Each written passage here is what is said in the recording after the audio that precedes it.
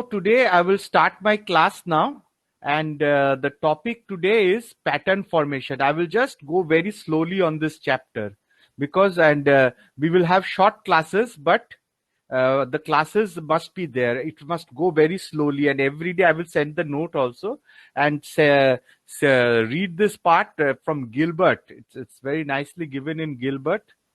You can download it from LibGen or anywhere you want. So go very slowly with this chapter, but go ahead. So pattern formation. So pattern formation, what does it mean? So let me start sharing my slides.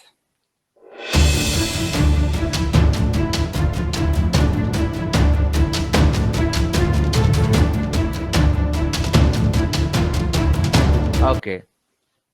So in developmental biology, you know, what does developmental biology study? Developmental biology, it studies the development of an organism. That is, right from when a sperm and egg, they fertilize. Sperm and egg, they fertilize. They form a zygote. This zygote further divides and forms a blastula. Blastula then again differentiates into forming a gastrula. So there is a morula stage. Everything is there in between, but I'm not going into the details. That will be taken by another teacher. So it goes into the gastrula stage, and now this gastrula stage then starts the process known as complex organogenesis. Different organs start. Even in gastrula, also some amount of organogenesis starts to take place. That cell starts to get determined. In the blastula, if you see, there are different regions of the blastula which you will study later. That this part, because this top part of this blastula, it becomes into one region. The bottom part becomes into another region. The right part of the blastula becomes into another region. The left part becomes into another region of the body when they develop. So essentially, this sort of a map is formed in the blastula, and that is known as fate map. So, for example, if you the part of the blastula which gives rise to the head, if you in from one organism, if you take that part out and plant it in another blastula, that organism finally develops into two heads. They had developed two heads. So these type of developmental things, experiments have been done, and it was determined. So before whatever happens, a pattern is formed. What do you mean by pattern? A pattern means a regular fixed some events which is occurring in a fixed interval of time, a fixed same type of events which are occurring in a fixed interval of time.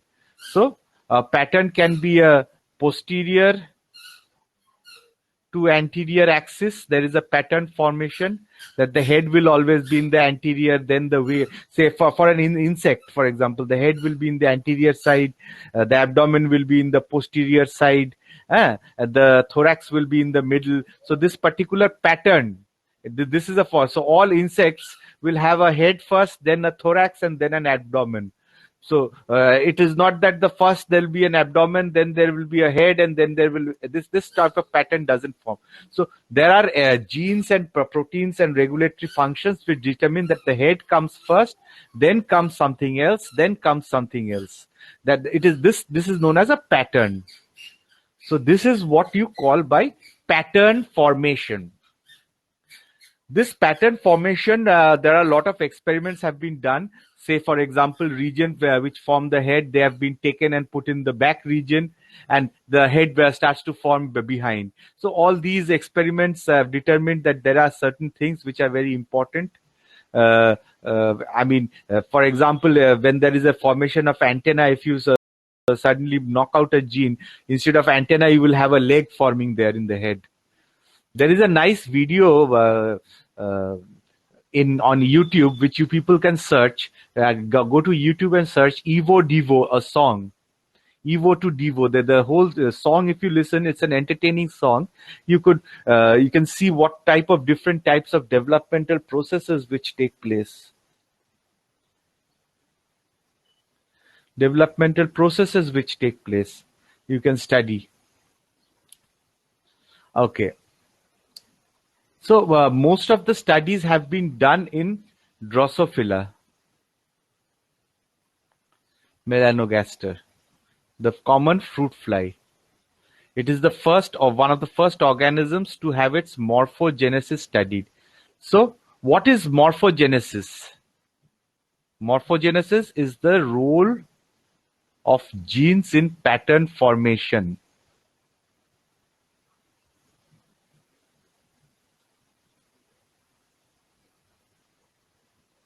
This is morphogenesis.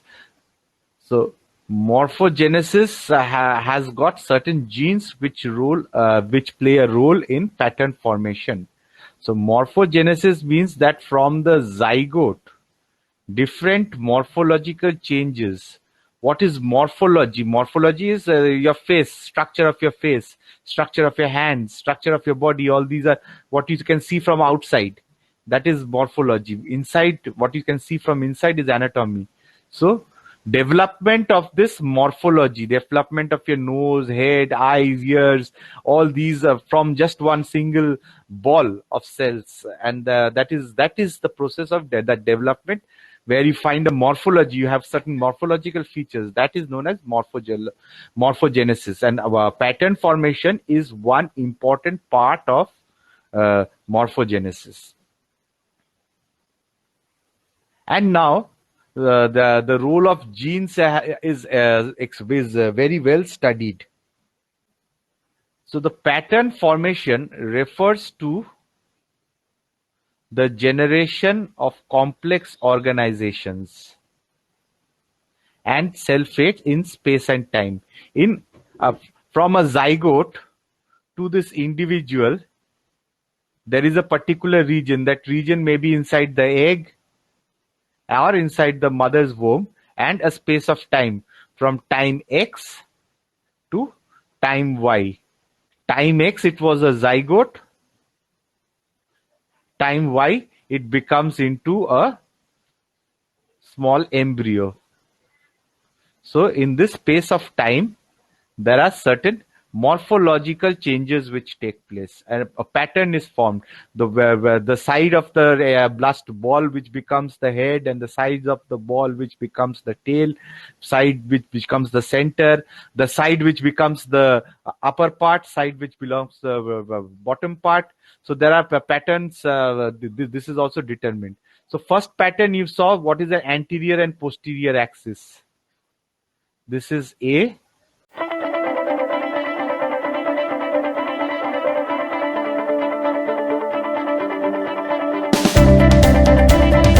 P, anterior posterior. Apart from that, you have a dorsal ventral. The place where the wing is formed dorsally, the legs are formed ventrally, all these things. So you have another sort of axis known as this is the dorsal and ventral. So two types of axes are present, and therefore two types of patterns are there. Mostly important are the two types of patterns which have been studied in Drosophila. As we see that Drosophila was one of the first organisms to have its morphogenesis studied. Also the eye spots of butterflies, whose development is a variant of the standard fruit fly mechanism. Now, few other terms which you have to study. One is, what is cell differentiation?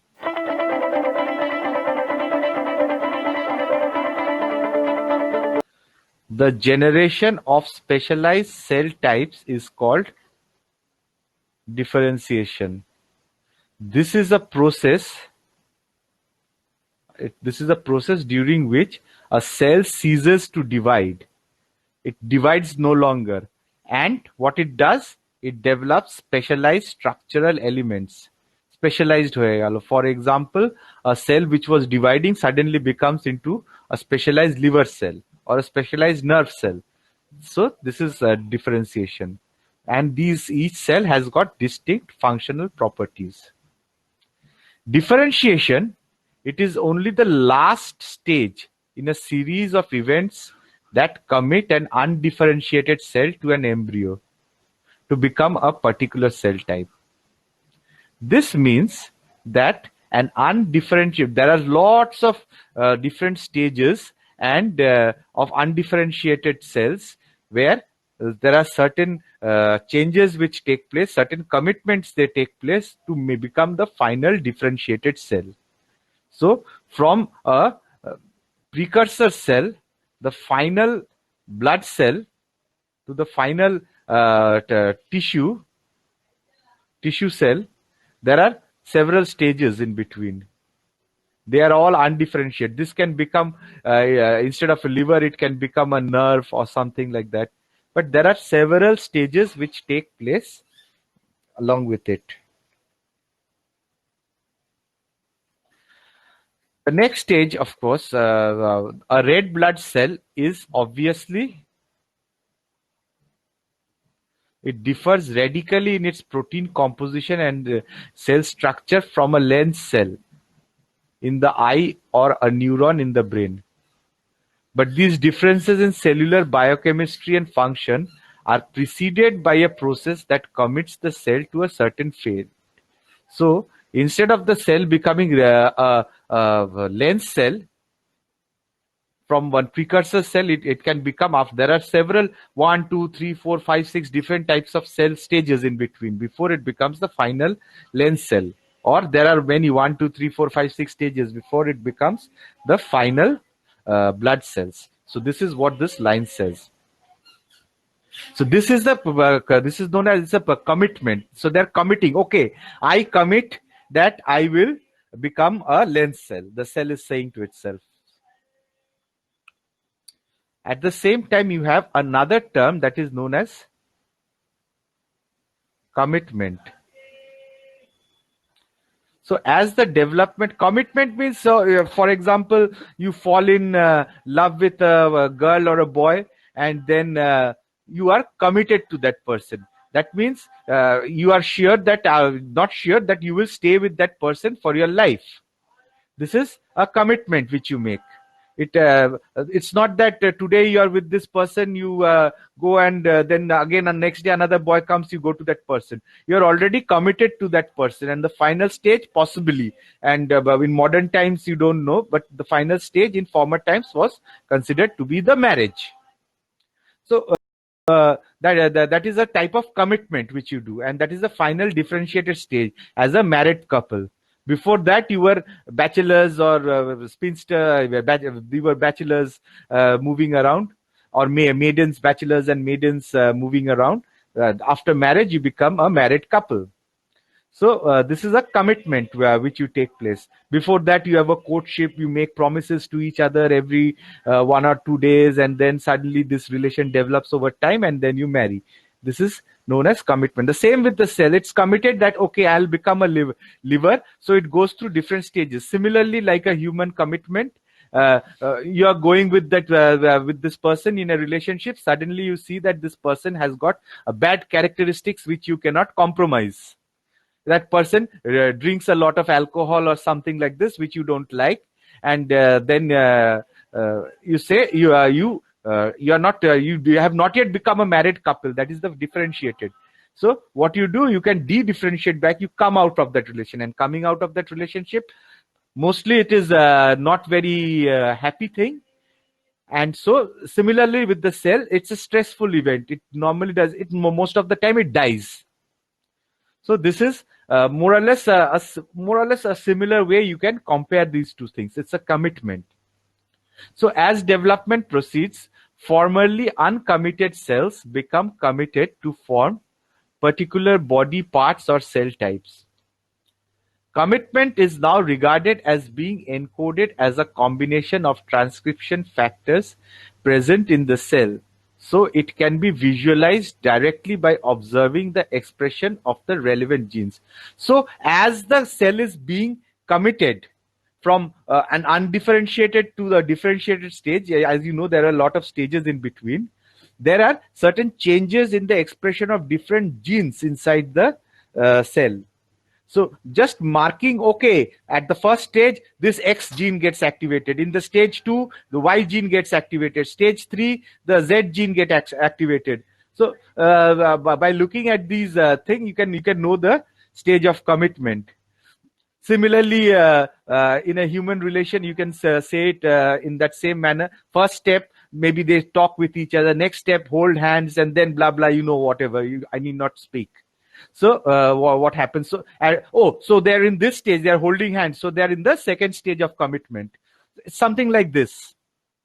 You can talk. I mean, you can see the level of commitment. Similarly, in a cell, by seeing, okay, this gene is now expressed, so this is at this stage of commitment. So this is how a commitment to a cell in development can be measured. This is, for example, a blastula, say a blastula cell, and there are some yellow cells over here. They are already committed to be a neuron, specified to be a neurons here. And you have the red cells over here. They are specified to be a muscles. So in between, this is another cell. It has not become a muscle. Here it has become a muscle cell. Here it has become a nerve cell. But there are stages in between. This is what this picture is saying. So the first stage is specification. So basically, it can be divided into two stages. The first stage is specification. The specification is the stage when the fate of a cell or tissue is said to be specified, when it is capable of differentiating autonomously by itself. So specification by itself, the later things, it happens itself. For example, the first stage is the girl and boy meeting. So the girl and boy meeting and liking each other. The moment they like each other, all boys and girls may not like each other. So the moment they like each other, they go into the next stages of their relationship. So once they like each other, that is specification. Now you don't so to make the boy and the girl meet, to make the boy and the girl meet, what you need to is that somebody from outside comes. Okay, this is this boy and this is this girl. So both of them, they meet. So similarly, you need some external factors which tell the cell go to specify. So it is not independent. It for that cell to become a muscle, it needs some muscle-inducing factor.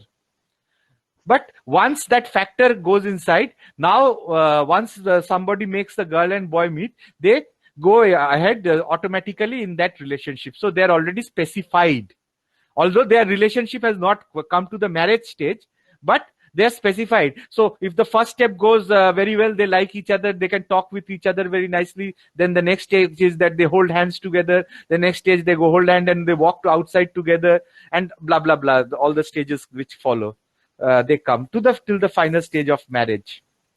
Even after marriage, the relationship evolves. It's not that marriage ends. The relationship ends in marriage. It evolves. It changes. So the person who you marry 5 years back, 5 years later, it's a different person with whom you are staying. The person changes. We all change with time.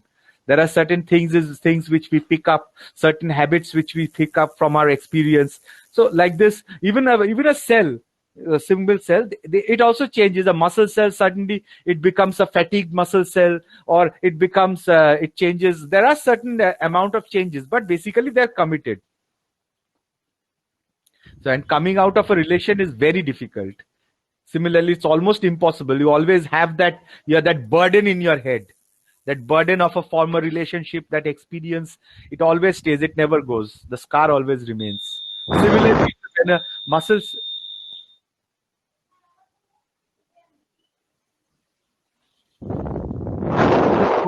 Just hold on a minute. Ki holo go?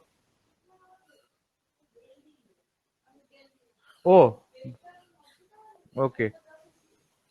So, okay. The next part now.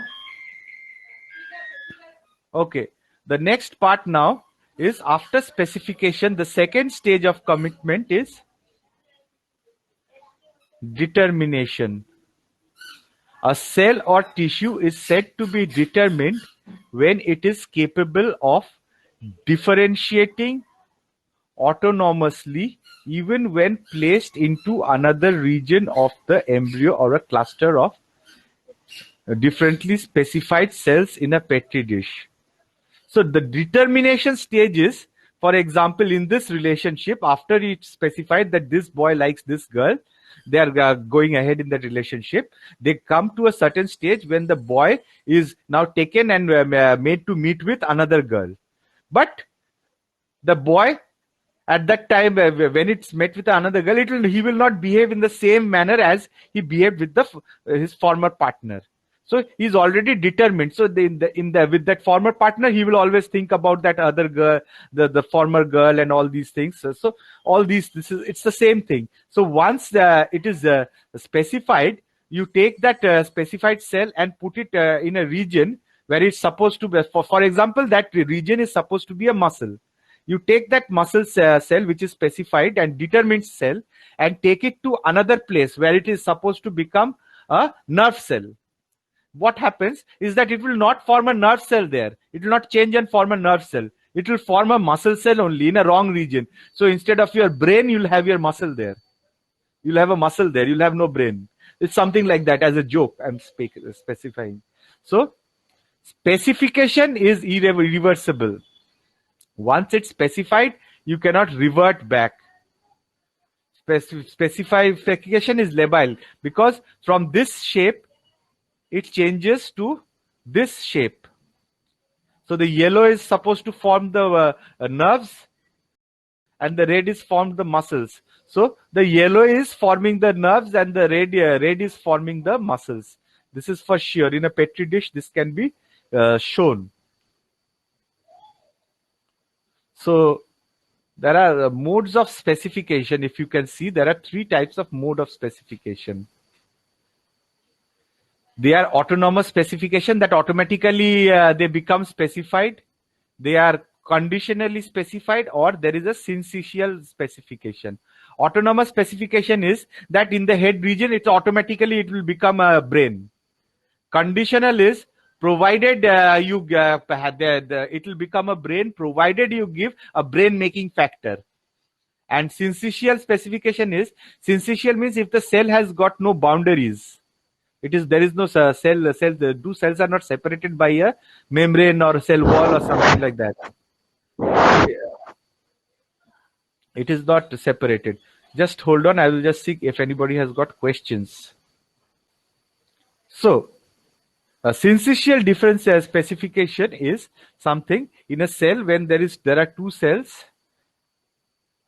They are separated. This boundary gets eliminated. When this boundary gets eliminated, it forms a cell like this. There is a nucleus here and a nucleus so this is a nucleus here and nucleus here. So syncytial specification means when this boundary is differentiated, factors which are present in this will go into from one it will go into this. So this will also be, if this is supposed to be a muscle, this will also become a muscle. Because the boundary is not there. The factors are diffusing. Jol gule geche, basically. So, autonomic specification. They are cytoplasmic determinants and asymmetric cell division. The blastomeres, the cells of a blastula, of the early embryo, are apportioned with a set of critically determination factors. So each cell of the blastomere, they are joined with a determination factor or some factor which will make it go ahead. And this factor is present inside the cytoplasm of the egg. In other words, the egg cytoplasm is not homogeneous. So if you look at the egg cytoplasm, here maybe the concentration of some factor is higher and here maybe it is lower here. So it is not uniform of a particular factor. It is not a uniform mixture. Some places some factor is high, in some places some factor concentration is low. Rather, different regions of the egg contain different morphogenic genetic determinants or cytoplasmic determinants. So inside the cytoplasmic, some cytoplasmic determinants. So suppose on the top of the cell in this region, there is some determinants which make the head. It is not there in the tail. If there was determinants in the tail, then your head would be in the place where your tail was. So it is not something like this. So something in the cytoplasm is there. They're saying that this part is going to become the head. and there is a differential gene expression, that one gene and during one particular time it expresses much more. Then in the next stage it will be expressed much less. When you were an embryo, you had gamma globulin expressed, or when you were a child, you had gamma globulin expressed. Then as you became an adult, gradually it changed into beta globulin. So this is a differential expression. It is the same you. At one time of your life, the beta globulin gene was not expressed. Only the gamma globulin gene was expressed, and in another phase of life, gamma is not expressed and beta is expressed. So there is a treatment they're trying for people with hemoglobin disorders like thalassemia or sickle cell anemia. There is especially with thalassemia, they're trying to revive your embryonic gamma globulin. So what happens? Your beta is defective, so therefore you have a defective hemoglobin and a cell. But your gamma is okay. It's a different protein, but that was good enough. The function of that protein is to bind to oxygen. When you were an embryo binding to an oxygen inside your mother's womb, it had a higher specificity for oxygen. So when you're inside your mother's womb, the oxygen amount is limited. So this particular, like in physiology, you know that hemoglobin, there is a place where hemoglobin dissociates and a concentration of hemoglobin oxygen leaves the hemoglobin. Similarly, gamma globin had got a higher oxygen binding affinity than beta globin. So because of this, in the embryonic stage in your mother's womb, you could take even the least little amount of oxygen could be grabbed. So this gamma globin was good enough. So they trying to activate this gamma globulin. That was normal. So if that was normal, you could actually do a proper sort of blood function. It was a partial cure, but that had other problems also. But anyway, so these cell intrinsic properties arise from a cleavage of a cell with asymmetrically expressed maternal cytoplasmic determinants. So what is asymmetric division? So this is, say, a cell.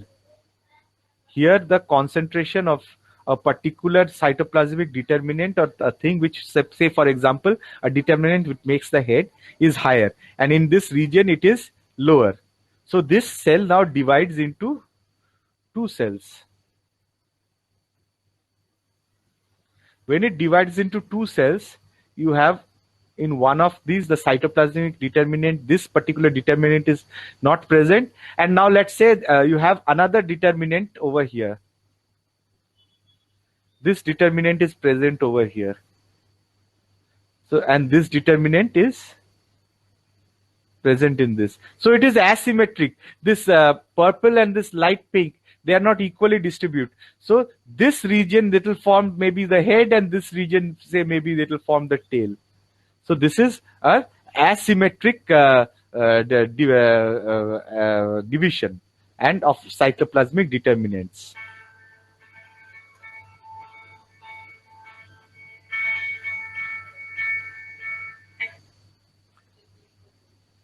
So